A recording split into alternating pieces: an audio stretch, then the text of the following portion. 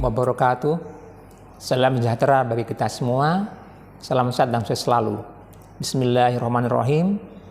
Perkenalkan, nama saya R. Muhammad Mahrus Ali, SOS MM, dosen tetap pada program studi manajemen Fakultas Ekonomi dan Bisnis pada Universitas Islam Radar Ahmad Malang. Bidang kalian saya yaitu mata kuliah MSDM, perilaku organisasi, dan ekonomi pembangunan. Sedangkan spesifikasi mata kuliah yang saya ampu yaitu manajemen sumber daya manusia. Adapun deskripsi mata kuliah manajemen sumber daya manusia yaitu sebagai berikut. Mata kuliah manajemen sumber daya manusia ini merupakan penjabaran dari konsep manajemen yang berkaitan dengan pengelolaan sumber daya manusia. Sumber daya manusia merupakan aset strategis organisasi yang akan menentukan keunggulan bersaing atau competitive advantage organisasi. Manajemen sumber daya manusia membahas tentang fungsi-fungsi pengelolaan manajemen sumber daya manusia yang meliputi perencanaan, perekrutan, seleksi, pendidikan dan pelatihan, penilaian kinerja, pengembangan karir, reward and punishment, serta retraining. Aplikasi tentang teori MSDM juga dibahas dalam proses pembelajaran ini. Capaian pembelajaran mata kuliah manajemen sumber daya manusia adalah sebagai berikut. Setelah mempelajari mata kuliah manajemen sumber daya manusia ini, mahasiswa diharapkan 1. Mampu untuk menjelaskan konsep-konsep dan teori-teori tentang pengelolaan sumber daya manusia. Yang kedua, mahasiswa diharapkan dapat menganalisis dan memecahkan permasalahan yang terkait dengan aspek-aspek pengelolaan personalia. Dan yang terakhir, mahasiswa dapat memahami penerapan aplikasi konsep MSDM dalam tataran praktis.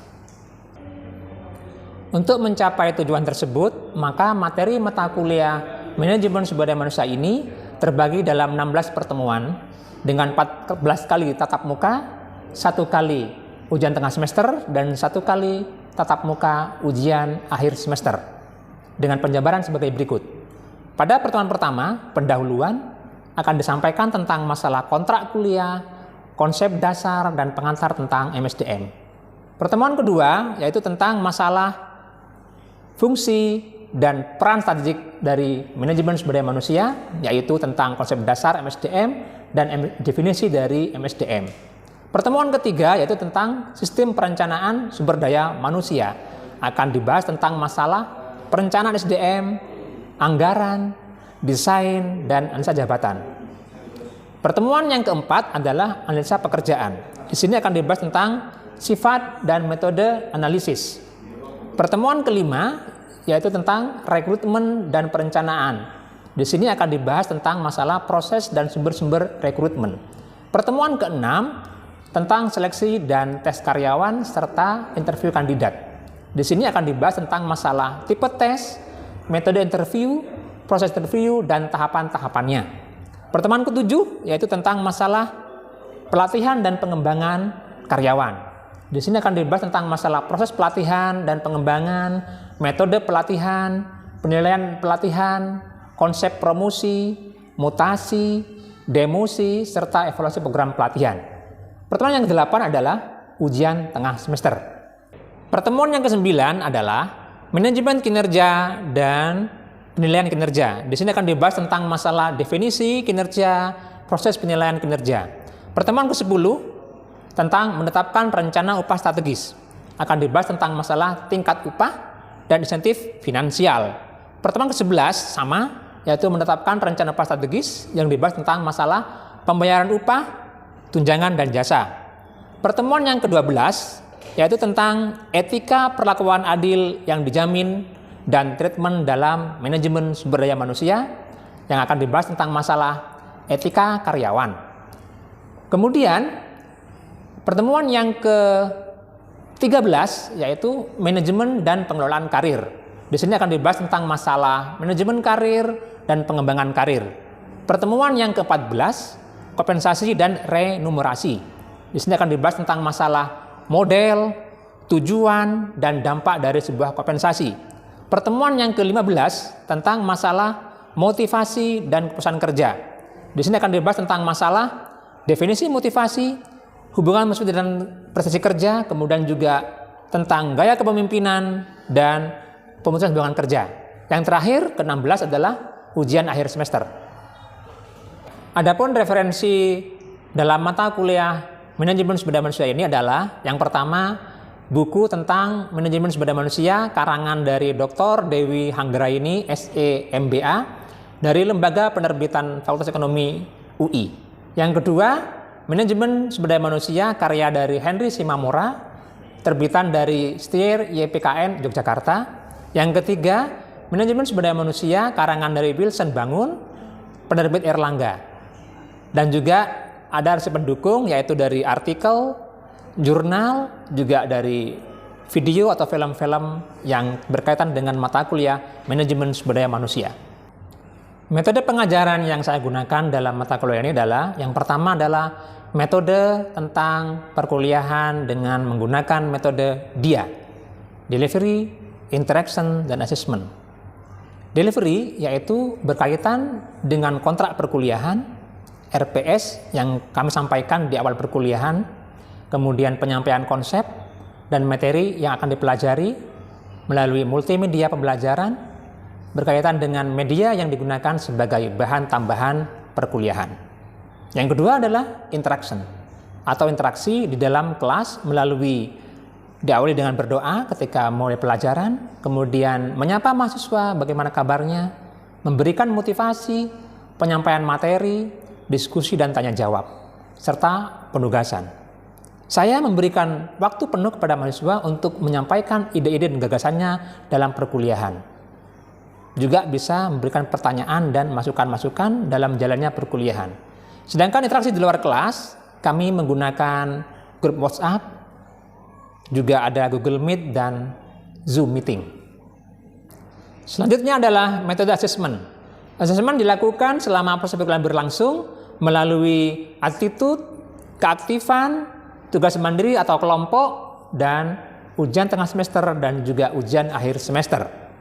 Bobot nilai dalam perkuliahan ini adalah kehadiran atau keaktifan mahasiswa sebesar 10%, tugas mandiri 20%, ujian tengah semester sebesar 30%, dan ujian akhir semester sebesar 40%. Berikut adalah cuplikan pengajaran yang saya lakukan dalam mata kuliah manajemen sumber daya manusia pada pertemuan ke-7 dengan materi pelatihan dan pengembangan karyawan.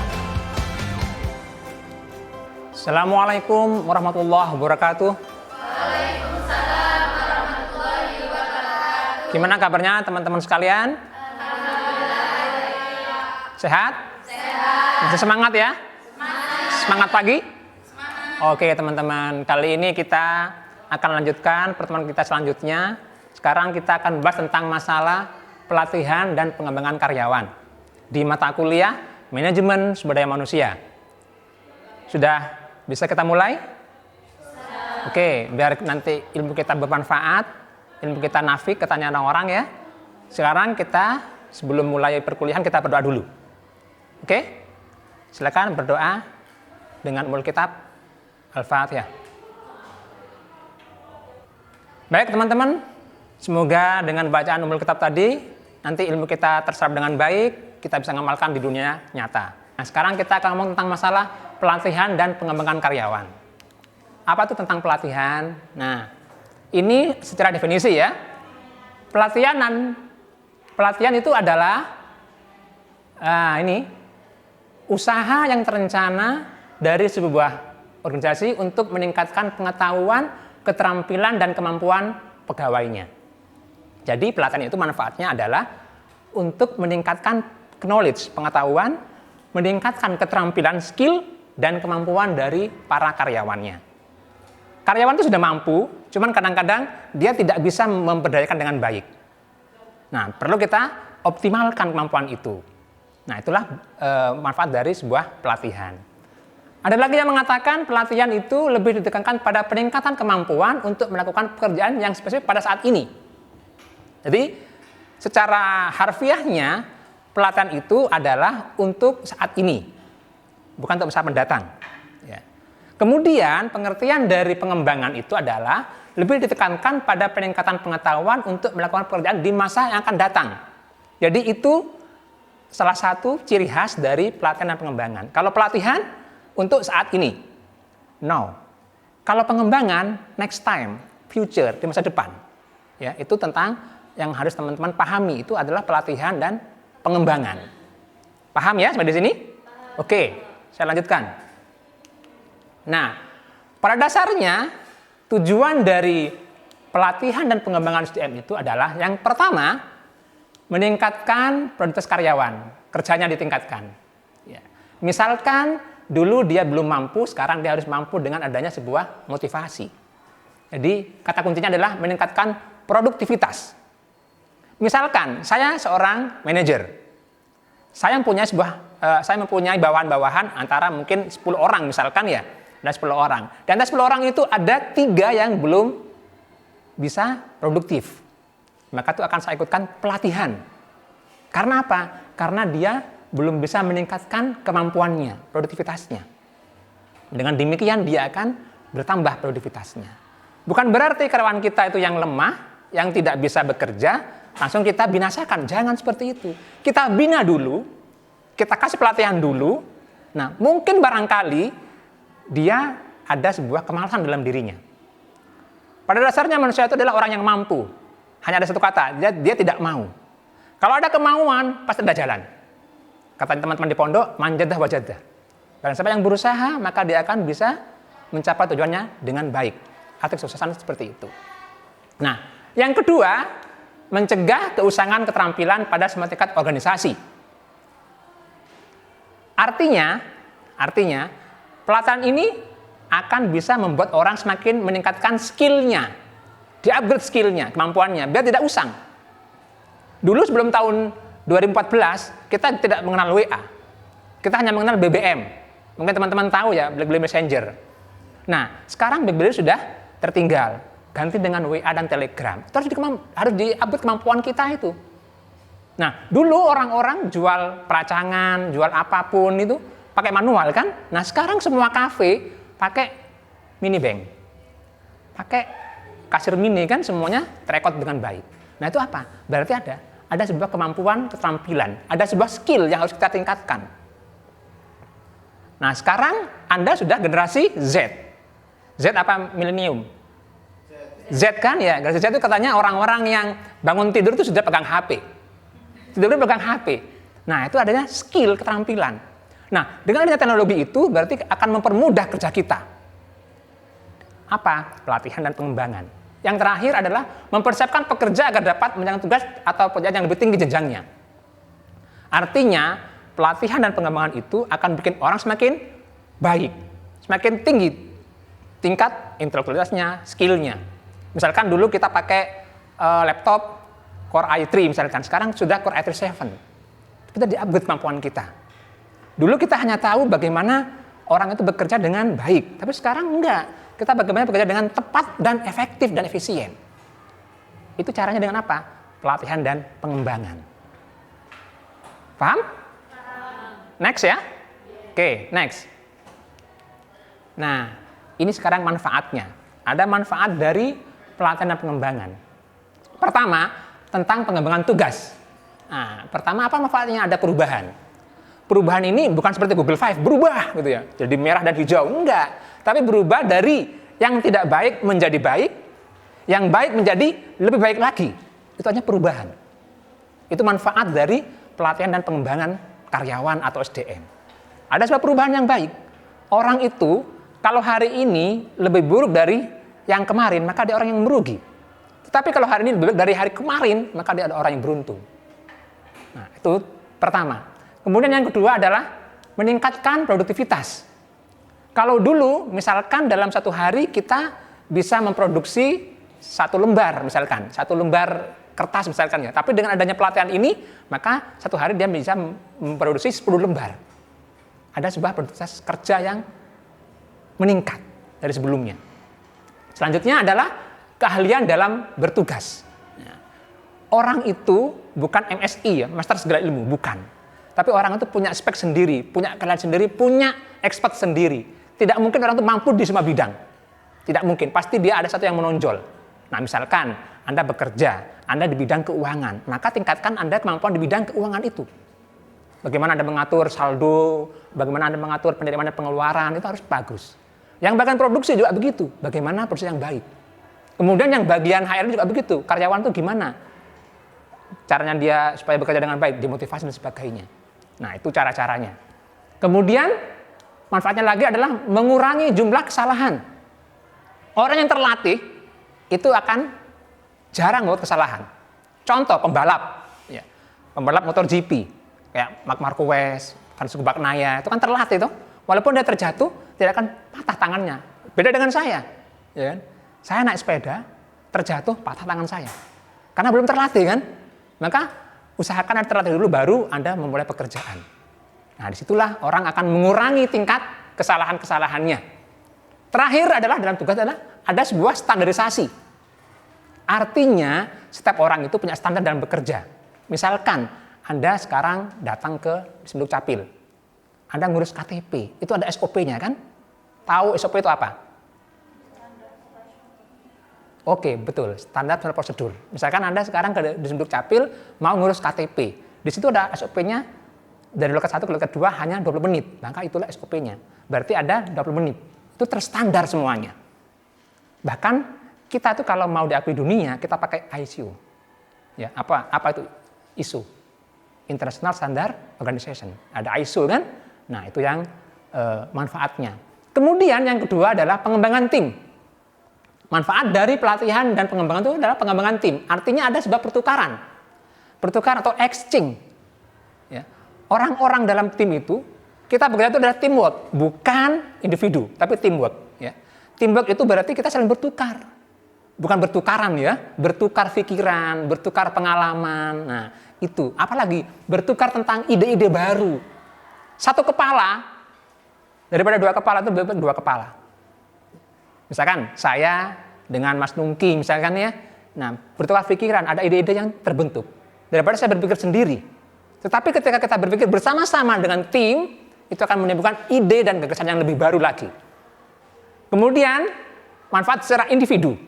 Ya, kalau dari sejarah tugas dan tim, nah sekarang secara individu apa manfaatnya tentang pelatihan dan pengembangan SDM? Pertama, orang itu akan termotivasi. Ada dorongan dalam dirinya untuk bekerja lebih baik. Ada dorongan dalam dirinya untuk dia lebih bagus lagi cara kerjanya. Termotivasi kan? Motivasi. Ada teorinya Abraham Maslow misalkan ya. Nanti kita jelaskan di belakang. Yang kedua adalah ada stimulus. Stimulasi, ada rangsangan. Ya. Pastilah teman-teman paham ya. Orang itu bekerja karena apa? Karena ada stimulus, ada rangsangan, ada stimulan. Nah, itu yang orang bekerja seperti itu. Pasti ada stimulus, pasti ada rangsangan. Bukan modus loh ya, tapi stimulus. Beda lagi. Kemudian yang ketiga dalam individu itu ada sebuah keterampilan, skillnya dia meningkat. Itu hasil dari pelatihan dan pengembangan, skillnya meningkat. Kalau dulu misalkan dia hanya mahir di bidang keuangan di tingkat pratama, setelah ada pelatihan maka dia akan di tingkat madya, kemudian di tingkat ahli, di tingkat pratama dan sebagainya. Itu secara skill. Dan yang terakhir adalah sebuah pengetahuan, knowledge-nya dia akan bertambah. Anda sekarang kuliah, berbeda dengan teman-teman di SMA kan secara knowledge-nya. Anda dikatakan sudah mahasiswa. Kalau dulu Anda sekolah dari TK sampai SMA, Anda namanya siswa. Tidak ada perubahan kan? Tetapi ketika Anda kuliah, Anda dinamakan mahasiswa. Maha itu berarti kan sangat tinggi tuh. Bener nggak seperti itu? Bener ya? Ya harus optimis dong, harus pede jadi orang itu. Ya, berarti Anda sudah menjadi mahasiswa itu maha segalanya. Pinter pengetahuannya, pinter knowledge-nya, pinter skill-nya, pinter problem solving dan sebagainya. Bukan menjadi permasalahan ya, tapi Anda adalah bagian dari penyelesai masalah. Anda adalah bukan troublemaker, tapi problem solving. Bagaimana memberikan sebuah pencahayaan masalah. Itu yang terjadi sekarang. Oke, fahim tum? Fahim. Nah, lanjut ya. Oke, masih semangat? Oke. Nah, sekarang setelah tadi manfaatnya, ada juga keuntungan. Apa keuntungan dari sebuah pelatihan dan pengembangan ini? Nah, pertama, kita akan mengurusi sebuah pengawasan. Karena orang sudah bekerja dengan baik, paham tentang tupoksinya, maka dia tidak usah diawasi. Karena sudah tertanam dalam dirinya, ini kerjaan saya. Kalau dia tidak bekerja secara profesional, maka dia kalau nggak ada pemimpinannya, pulang semua. Misalkan nih, hari ini saya nggak datang tanpa pemberitahuan, teman-teman pulang kan? Tanpa pengawasan. Tetapi ketika teman-teman punya ghirah, punya semangat untuk belajar, saya belum datang, Anda akan tunggu saya. Benar apa benar? Benar ya? Oke. Kemudian yang kedua, meningkatkan rasa harga diri. Dengan itu kita akan percaya diri, harga diri kita meningkat karena adanya sebuah pelatihan dan pengembangan. Kemudian meningkatkan kerjasama tim, teamwork-nya akan terbentuk. Karena apa? Kita sudah tahu, ini kerjaan saya, teman-teman yang satu divisi dengan saya, maka saya bantu. Karena orang bekerja itu adalah sebuah tim, sama seperti tubuh kita. Tubuh kita itu adalah sebuah sistem tubuh ya. Ketika Anda sakit, siapa yang mengadu? Mulut Anda kan yang mengadukan, aduh sakit gitu ya. Tetapi siapa yang menangis? Mata Anda kan. Sama seperti saya ketika saya terjatuh kan. Yang jatuh tangan saya yang patah pakai pen. Tetapi yang mengaduh adalah mulut saya, aduh nyeri gitu ya. Dan saya nangis gitu. Tanpa terasa. Itulah sistem tubuh. Sama dengan kita bekerja, kita adalah satu kesatuan. Tidak ada yang lebih, semuanya sama pada porsi masing-masing. Nah, itulah manfaatnya meningkatkan kerjasama. Kemudian yang selanjutnya adalah memudahkan pelaksanaan promosi dan mutasi. Pimpinan akan tahu kan, oh Anda mampu di bidang A, Anda mampu di bidang B, maka kita akan dengan mudah melakukan sebuah rotasi atau promosi dan mutasi. Oh, Mbak Suci ini pinter, tak promosikan. Dari kabak menjadi manajer. Oh, Mas Nungki ini pinter, tak promosikan jadi manajer area. Karena saya tahu. Nah, itu manfaatnya. Dan yang terakhir adalah memudahkan pendilisan wewenang. Nah, itu artinya manfaat yang lain dari sebuah pelatihan dan pengembangan. Nah, sekarang faktor-faktor yang mempengaruhi apa saja? Ya. Pertama adalah dukungan manajemen puncak. Artinya seorang manajer puncak itu, top level manager itu mempunyai sebuah tanggung jawab yang besar dalam sebuah pelatihan dan pengembangan. Kemudian komitmen daripada pengelola SDM. Ada perkembangan teknologi, tadi yang saya katakan. Dulu teman-teman tidak pakai Android, tapi pakai Nokia jadul. Ya kan? Kemudian ada Symbian dan sebagainya. Muncul Simbada, muncul BBM, muncul Android. Kemudian ada kompleksitas organisasi, pengetahuan dan perilaku. Ada prinsip belajar, ada fungsi SDM lainnya. Secara garis besar, ini gambarannya. Ini faktor yang mempengaruhi. Pertama, manajemen puncak itu apa dukungannya? Dia mensupport dari segi moral dan anggaran tentunya. Karena dia owner, pemilik ya. Kemudian dari segi manajemen SDM, dia ada dukungan staf dan pedoman. Ada pedoman. Kalau Anda bekerja nanti ada namanya SOTK. Strukturasi dan tata kerja. Ada namanya tupoksi, tugas pokok dan fungsi atau TUSI namanya ya. Kemudian ada karyawan. Karyawan itu harus punya minat dan motivasi. Ketika Anda punya motivasi dalam bekerja, maka Anda akan timbul kemampuan untuk lebih dari yang lain. Minimal Anda akan lebih dari diri sendiri. Karena apa? Ada motivasi. Ada sebuah minat. Anda punya sebuah passion. Nah, passion itu harus kita gali bersama. Kadang-kadang orang itu punya passion, punya minat, tetapi dia tidak mengenal apa minatnya. Ada nggak yang seperti itu? Ada kan? Maka itu tugasnya dari manajer untuk menggali potensi dari karyawan-karyawannya. Bagaimana motivasinya supaya lebih bagus lagi. Kemudian yang terakhir, tanggung jawabnya adalah dari atasan langsung. Misalkan, saya manajer, Anda divisi keuangan, Anda di bawah saya. Berarti saya harus bisa memberikan sebuah dorongan, menciptakan iklim yang bagus dalam sebuah pekerjaan. Kadang-kadang orang bekerja itu tidak hanya mencari sebuah salary, uang, tidak, tapi kenyamanan, kesejahteraan. Ya kan? Percuma kan Anda digaji tinggi, tapi Anda selalu dibully.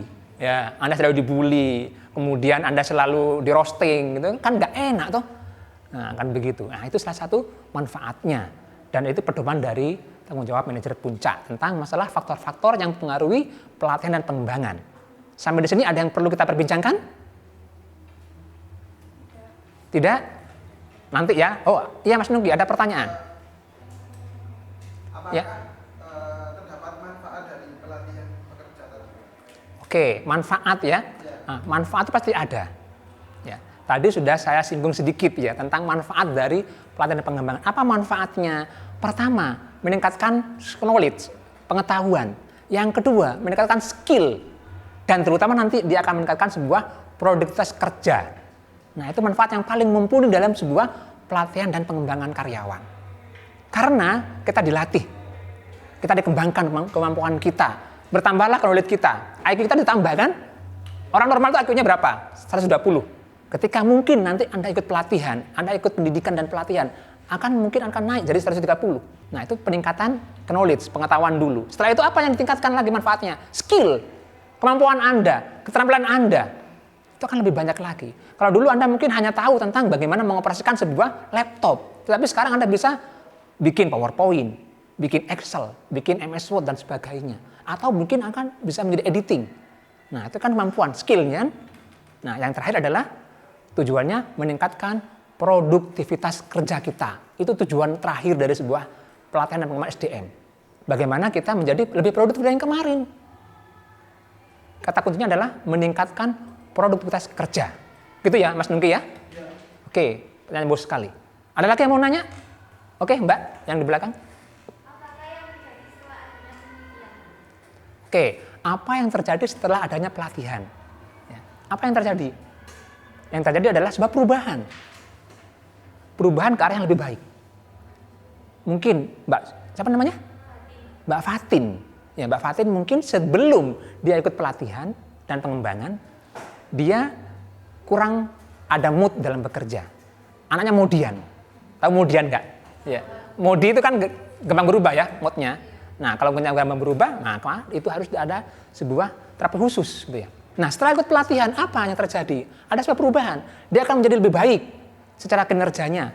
Dia akan lebih terampil dalam bekerja dan dia tidak modian lagi. Ya. Walaupun mungkin Anda seorang yang punya tipe melankolis. Tetapi ketika Anda bisa mengesampingkan itu, maka Anda menjadi orang yang pragmatis atau koralis nantinya. Anda akan semakin giat bekerja. Nah, itu sebuah perubahan dalam sebuah pelatihan dan pengembangan.